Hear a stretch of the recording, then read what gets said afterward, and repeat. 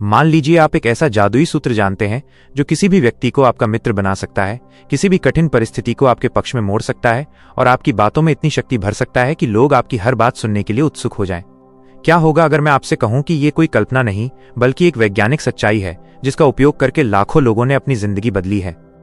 आज के युग में जहां हर व्यक्ति अपनी बात मनवाने के लिए संघर्ष कर रहा है, जहां रिश्ते टूटते जा रहे हैं और विश्वास की कमी बढ़ती जा रही है, वहां कुछ लोग ऐसे भी हैं जो बिना किसी दबाव के, बिना किसी झगड़े के अपना काम निकलवा लेते हैं। वे लोग जानते हैं कि मानवीय स्वभाव की गहराई में छुपे उन रहस्यों को कैसे समझा जाए जिनका उपयोग करके आप किसी के भी दिल में जगह बना सकते हैं। ये केवल बातचीत की कला नहीं है, ये मानसिक विज्ञान है। ये समझना है कि हर व्यक्ति के अंदर क्या चल रहा है, उसकी क्या आवश्यकताएं हैं और कैसे आप उन आवश्यकताओं को पूरा करके उसका स्थायी मित्र बन सकते हैं। जब आप किसी व्यक्ति की भावनाओं को समझकर उससे बात करते हैं तो वो आपको सिर्फ एक व्यक्ति नहीं बल्कि एक समझदार मित्र मानने लगता है।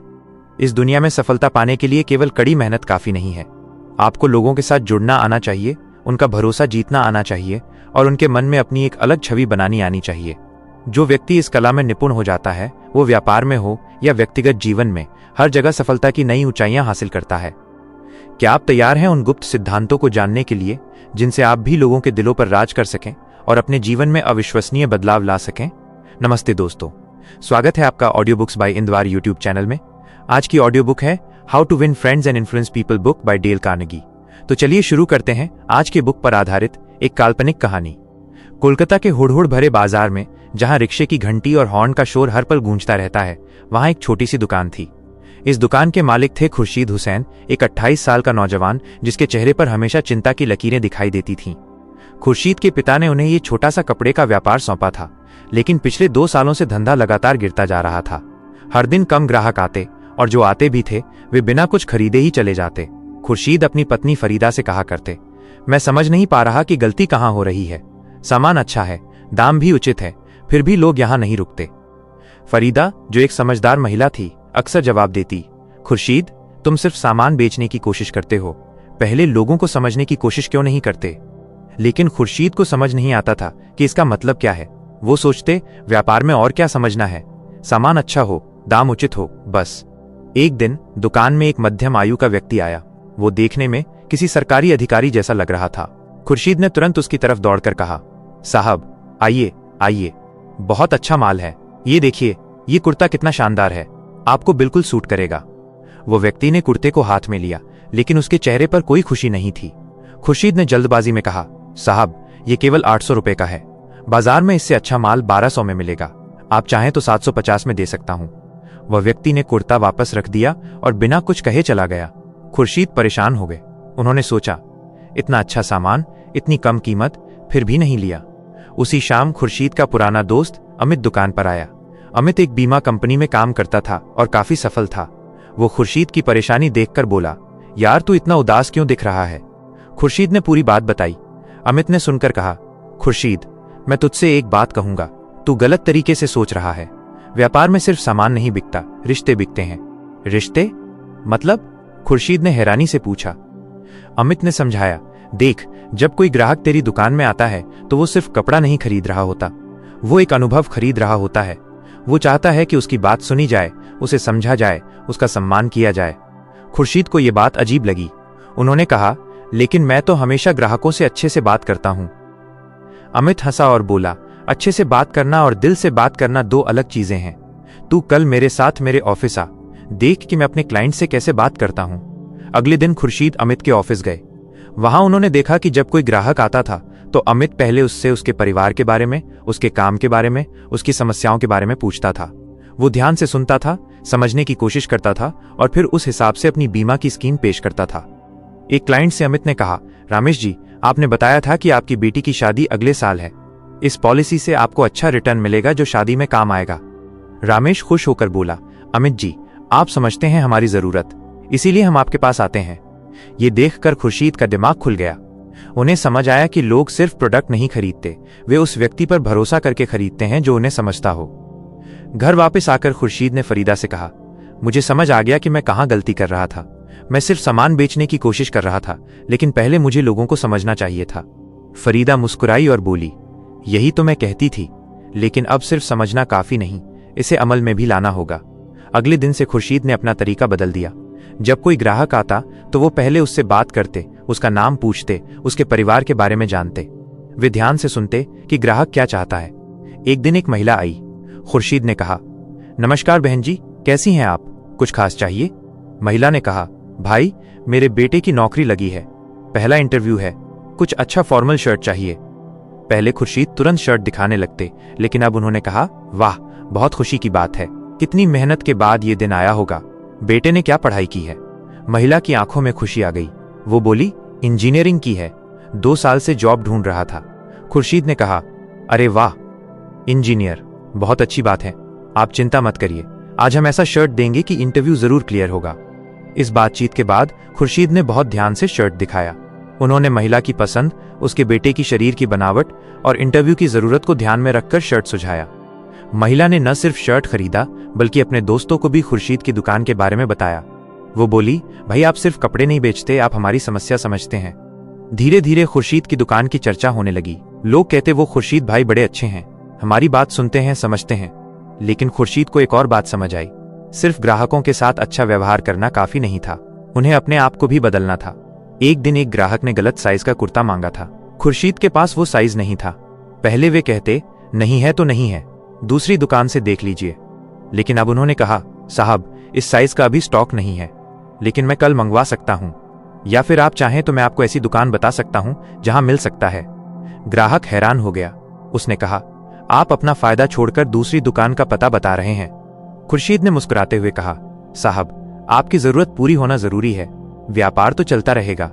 उस दिन के बाद वो ग्राहक खुर्शीद का पक्का ग्राहक बन गया। वो हर महीने कुछ न कुछ जरूर खरीदता था। खुर्शीद को समझ आया कि जब आप दूसरों की मदद करते हैं तो वे आपको कभी नहीं भूलते। जब आप उनकी जरूरत को अपनी जरूरत से ऊपर रखते हैं तो वे आपके सच्चे दोस्त बन जाते हैं। महीनों बाद खुर्शीद की दुकान में रौनक वापस आ गई थी। अब ग्राहकों की लाइन लगी रहती थी। लेकिन सबसे बड़ी बात यह थी कि अब खुर्शीद सिर्फ एक दुकानदार नहीं रह गए थे, वे अपने ग्राहकों के दोस्त बन गए थे।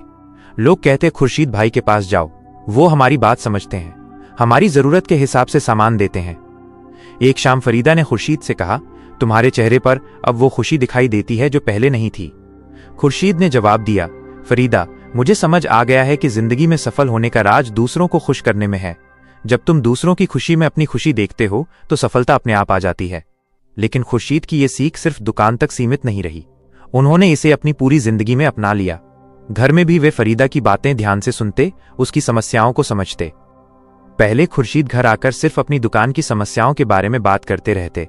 अब वे फरीदा से पूछते, आज तुम्हारा दिन कैसा रहा, कोई परेशानी तो नहीं? फरीदा को यह बदलाव बहुत अच्छा लगा। वो कहती, खुर्शीद तुम सिर्फ बाहर ही नहीं, घर में भी बदल गए हो। समय बीतता गया। खुर्शीद की दुकान का व्यापार दिन दूना रात चौगुना बढ़ता गया। लेकिन सबसे अच्छी बात यह थी कि अब वे सिर्फ कमाई की वजह से खुश नहीं थे, बल्कि इसलिए खुश थे कि वे लोगों की मदद कर पा रहे थे।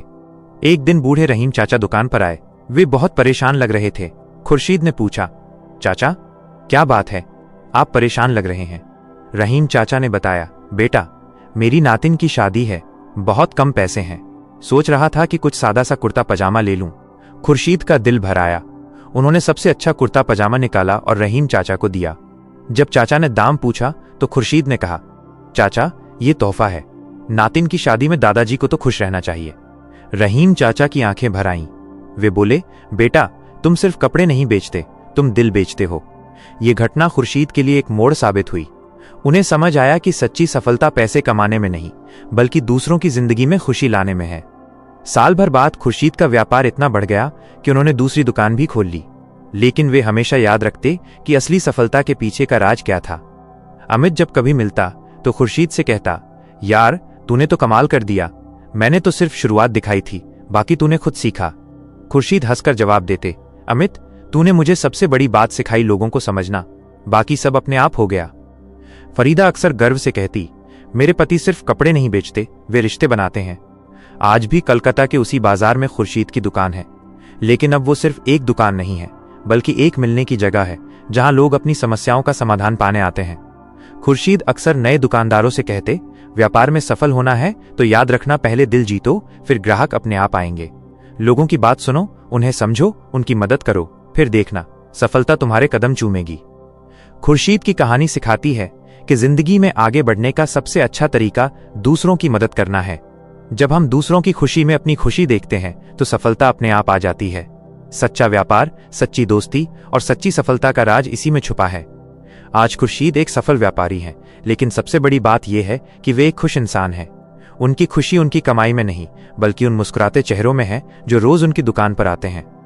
यही है खुर्शीद की कहानी, एक आम इंसान की, जिसने समझा कि जिंदगी में सबसे बड़ी ताकत दूसरों से जुड़ने में है, उन्हें समझने में है और उनकी मदद करने में है। अब जानते हैं बुक की कुछ इंपॉर्टेंट बातें। डेल कार्नेगी की अमर कृति how to win friends and influence people केवल एक पुस्तक नहीं, बल्कि जीवन जीने की एक नई पद्धति है। यह ग्रंथ हमें सिखाता है कि सफलता का असली रहस्य तकनीकी योग्यता में नहीं, बल्कि मानवीय संबंधों को समझने और उन्हें मधुर बनाने की कला में छुपा है। जब हम इस सत्य को गहराई से समझ लेते हैं तो हमारे जीवन में एक अद्भुत परिवर्तन होने लगता है। इस पुस्तक का मूल संदेश यह है कि हर व्यक्ति के मन में सम्मान और प्रशंसा की तीव्र लालसा होती है। जब हम दूसरों को महत्व देते हैं, उनकी बात सुनते हैं और उनके दृष्टिकोण को समझने का प्रयास करते हैं, तो हम न केवल उनका दिल जीत लेते हैं, बल्कि अपने लिए एक ऐसा संसार बना लेते हैं जहां सहयोग, मित्रता और सफलता स्वाभाविक रूप से आती है। ये कोई जादुई फॉर्मूला नहीं है, बल्कि मानवीय स्वभाव की गहरी समझ पर आधारित एक व्यावहारिक दर्शन है। कार्नेगी जी हमें बताते हैं कि आलोचना एक विष है जो रिश्तों को नष्ट कर देती है। जब हम किसी की आलोचना करते हैं तो हम उसके अहंकार पर प्रहार करते हैं और परिणाम स्वरूप वो व्यक्ति रक्षात्मक हो जाता है। इसके विपरीत, जब हम किसी की प्रशंसा करते हैं और उसके अच्छे गुणों को पहचानते हैं तो हम उसके अंदर एक सकारात्मक ऊर्जा का संचार करते हैं। यह प्रशंसा कृत्रिम या झूठी नहीं होनी चाहिए, बल्कि दिल से निकली हुई और ईमानदार होनी चाहिए। सच्ची प्रशंसा का जादुई प्रभाव होता है, ये लोगों को बेहतर बनने के लिए प्रेरित करती है। मानवीय संबंधों में सुनने की कला का अत्यधिक महत्व है। अधिकांश लोग बोलना चाहते हैं, लेकिन सुनने वाले बहुत कम होते हैं। जब हम किसी की बात को पूरे ध्यान से सुनते हैं, उसमें रुचि लेते हैं और उसे महसूस कराते हैं कि उसकी बात हमारे लिए महत्वपूर्ण है, तो हम उसके दिल में एक विशेष स्थान बना लेते हैं। सुनना केवल शब्दों को सुनना नहीं है, बल्कि भावनाओं को समझना, संवेदनाओं को महसूस करना और व्यक्ति के अंदरूनी संसार में झांकना है। दूसरों की दृष्टि से चीजों को देखने की योग्यता एक अमूल्य गुण है। जब हम किसी से कुछ करवाना चाहते हैं तो हमें उसके फायदे के बारे में सोचना चाहिए, न कि अपने फायदे के बारे में। हर व्यक्ति के पास अपनी चुनौतियां, सपने और आकांक्षाएं होती हैं। जब हम इन्हें समझ लेते हैं और अपनी बात को उसके हितों के साथ जोड़कर प्रस्तुत करते हैं, तो वो स्वयं ही हमारे साथ सहयोग करने के लिए तैयार हो जाता है। विवादों में जीतने का सबसे अच्छा तरीका यह है कि उनसे बचा जाए। जब हम किसी से बहस करते हैं और उसे गलत साबित करने की कोशिश करते हैं, तो भले ही तर्क के स्तर पर हम जीत जाएं, लेकिन मानवीय संबंधों के स्तर पर हम हार जाते हैं। इसके बजाय जब हम दूसरे व्यक्ति के दृष्टिकोण को समझने का प्रयास करते हैं, उसकी बात में सच्चाई के तत्वों को पहचानते हैं और विनम्रता से अपनी बात रखते हैं, तो हम वास्तविक प्रभाव डाल सकते हैं। गलती स्वीकार करना एक महान गुण है। जब हम अपनी गलतियों को मान लेते हैं, तो हम अपने अहंकार को त्याग कर सत्य के सामने झुकते हैं। ये कार्य न केवल हमारी गरिमा को बढ़ाता है, बल्कि दूसरों के मन में हमारे प्रति सम्मान की भावना भी जगाता है। गलती मानना कमजोरी नहीं, बल्कि मानसिक शक्ति और परिपक्वता का प्रतीक है। दूसरों को महत्वपूर्ण महसूस कराने की कला जीवन की सबसे बड़ी कलाओं में से एक है। हर व्यक्ति चाहता है कि उसे लगे कि वो विशेष है, कि उसका अस्तित्व मायने रखता है। जब हम किसी व्यक्ति की उपलब्धियों को पहचानते हैं, उसके योगदान की सराहना करते हैं और उसे बताते हैं कि वो हमारे लिए कितना महत्वपूर्ण है, तो हम उसके जीवन में खुशी का एक स्रोत बन जाते हैं। आलोचना करने के बजाय सुझाव देना अधिक प्रभावशाली होता है। जब हम किसी से कहते हैं कि तुम गलत हो, तो हम उसके अहंकार को चोट पहुंचाते हैं। लेकिन जब हम कहते हैं कि शायद इस तरीके से करना बेहतर होगा, तो हम उसे एक विकल्प देते हैं और उसके स्वाभिमान की रक्षा करते हैं। ये दृष्टिकोण न केवल अधिक मानवीय है, बल्कि अधिक प्रभावी भी है। मुस्कान एक सार्वभौमिक भाषा है जो हर संस्कृति, हर धर्म और हर आयु के लोगों द्वारा समझी जाती है। जब हम मुस्कुराते हैं तो हम दूसरों के मन में सकारात्मक भावनाओं का संचार करते हैं। ये सिर्फ चेहरे की एक अभिव्यक्ति नहीं है, बल्कि हृदय की एक भाषा है। सच्ची मुस्कान से निकली हुई गर्मजोशी रिश्तों में मधुरता लाती है और माहौल को खुशनुमा बनाती है। लोगों के नाम याद रखना और उन्हें उनके नाम से पुकारना भी एक महत्वपूर्ण कौशल है। किसी व्यक्ति के लिए उसके नाम से मधुर कोई आवाज नहीं होती। जब हम किसी का नाम याद रखते हैं और बातचीत में उसका उपयोग करते हैं, तो हम उसे बताते हैं कि वो हमारे लिए महत्वपूर्ण है। यह एक सरल लेकिन शक्तिशाली तकनीक है जो तुरंत संबंध को मजबूत बनाती है। दूसरों की रुचियों में गहरी दिलचस्पी लेना भी एक अमूल्य गुण है। जब हम किसी के शौक, सपने और लक्ष्यों के बारे में जानने की कोशिश करते हैं, तो हम उसे दिखाते हैं कि वो हमारे लिए एक दिलचस्प व्यक्ति है। ये रुचि कृत्रिम नहीं होनी चाहिए, बल्कि वास्तविक जिज्ञासा से प्रेरित होनी चाहिए। जब लोग महसूस करते हैं कि आप वास्तव में उनमें रुचि रखते हैं तो वे भी आप में रुचि लेने लगते हैं। दूसरों को श्रेय देना भी एक महान गुण है। जब कोई काम सफल होता है तो उसका श्रेय टीम के अन्य सदस्यों को देना, उनके योगदान को पहचानना और उनकी मेहनत की सराहना करना नेतृत्व का सच्चा गुण है। जब हम दूसरों को आगे बढ़ाते हैं तो वे भी हमें आगे बढ़ाने में मदद करते हैं। धैर्य और संयम भी इस कला के अत्यावश्यक अंग हैं। रिश्ते रातों रात नहीं बनते, वे धीरे धीरे विकसित होते हैं। जब हम किसी के साथ विश्वास का रिश्ता बनाना चाहते हैं तो हमें समय देना होगा, धैर्य रखना होगा और लगातार सकारात्मक व्यवहार करना होगा। जल्दबाजी में लिए गए निर्णय अक्सर रिश्तों को नुकसान पहुंचाते हैं। समझदारी यह है कि हम दूसरों की भावनाओं का सम्मान करें। हर व्यक्ति की अपनी संवेदनाएं होती हैं, अपने दुख सुख होते हैं। जब हम इन भावनाओं को समझते हैं और उनका आदर करते हैं तो हम गहरे और अर्थपूर्ण रिश्ते बनाते हैं। भावनात्मक बुद्धिमत्ता तकनीकी योग्यता से कहीं अधिक महत्वपूर्ण होती है। इस पुस्तक की शिक्षाएं व्यावसायिक जीवन में भी अत्यंत उपयोगी हैं। चाहे आप एक कर्मचारी हों, प्रबंधक हों या व्यवसायी हों, इन सिद्धांतों का प्रयोग आपको सफलता की ऊंचाइयों तक पहुंचा सकता है। जब आप अपने सहकर्मियों, ग्राहकों और भागीदारों के साथ इन सिद्धांतों के आधार पर व्यवहार करते हैं तो आप न केवल अपना कार्य सफलतापूर्वक संपन्न करते हैं बल्कि एक सकारात्मक कार्य वातावरण का निर्माण भी करते हैं। पारिवारिक जीवन में भी ये सिद्धांत अमोघ हैं। जब हम अपने परिवारजनों के साथ प्रेम, सम्मान और समझदारी का व्यवहार करते हैं तो घर में खुशी और शांति का माहौल बनता है। पति पत्नी के रिश्ते में, माता पिता और बच्चों के रिश्ते में और भाई बहनों के रिश्ते में इन सिद्धांतों का प्रयोग जादुई परिणाम लाता है। मित्रता के क्षेत्र में तो ये सिद्धांत सोना है। सच्चे मित्र वे होते हैं जो हमारी बात सुनते हैं, हमारी भावनाओं को समझते हैं, हमारे दुख में साथ खड़े होते हैं और हमारी खुशी में शामिल होते हैं। जब हम भी दूसरों के साथ ऐसा व्यवहार करते हैं तो हम सच्चे मित्र बनते हैं। नेतृत्व की दुनिया में भी ये सिद्धांत अत्यंत महत्वपूर्ण है। एक सच्चा नेता वो होता है जो अपने अनुयायियों को प्रेरित करता है, उन्हें सशक्त बनाता है और उनकी क्षमताओं को पहचानता है। जब नेता अपनी टीम के सदस्यों को महत्व देता है, उनकी बात सुनता है और उन्हें विकास के अवसर देता है तो वो न केवल सफलता प्राप्त करता है बल्कि दूसरों की जिंदगी में भी सकारात्मक बदलाव लाता है। इन सिद्धांतों का सबसे बड़ा लाभ ये है कि ये हमारे व्यक्तित्व को निखारते हैं। जब हम दूसरों के साथ प्रेम, करुणा और समझदारी का व्यवहार करते हैं तो हमारा अपना चरित्र भी ऊंचा होता जाता है। हम अधिक धैर्यवान, अधिक विनम्र और अधिक समझदार बनते जाते हैं।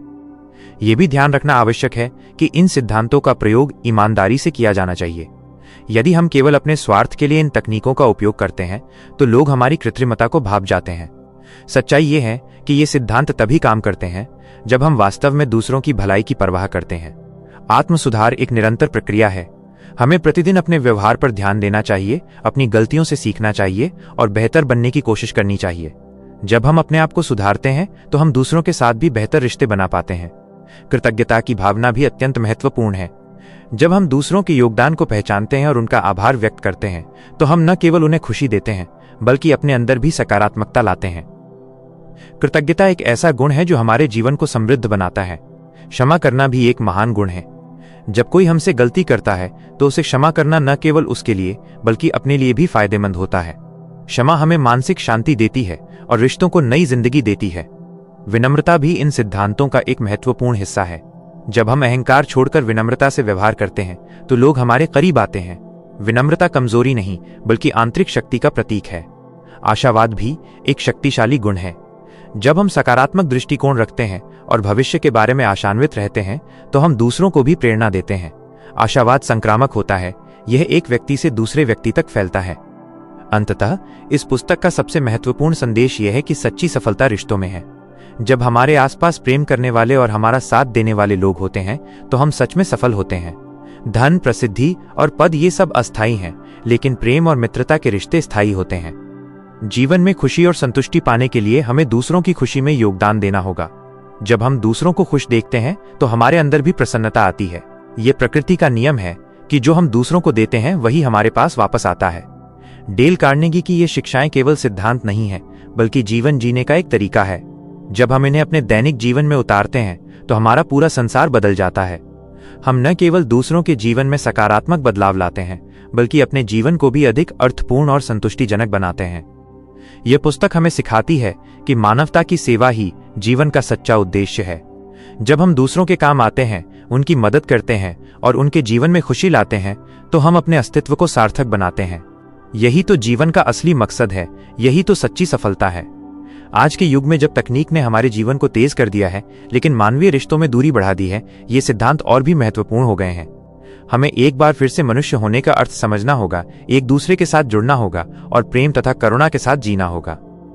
अंत में ये कहना चाहूंगा कि ये सिद्धांत न केवल व्यक्तिगत सफलता के लिए बल्कि एक बेहतर समाज के निर्माण के लिए भी आवश्यक हैं। जब हर व्यक्ति इन सिद्धांतों के अनुसार जीवन जीता है तो पूरा समाज खुशहाल और समृद्ध होता है।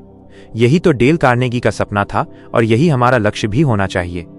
अगर आपको ये ऑडियो बुक पसंद आई हो तो एक लाइक जरूर दीजिए और कमेंट करके बताइए कि अगली कहानी कौन सी सुननी है। आपका कमेंट पिन किया जा सकता है तो दिल से कुछ लिखिए और हाँ, सब्सक्राइब करना मत भूलिए। साथ में उस बेल आइकन को दबाना जरूरी है ताकि अगली ऑडियो बुक की घंटी सबसे पहले आपके पास बजे। मिलते हैं अगली ऑडियो बुक में। सुनते रहिए, सीखते रहिए।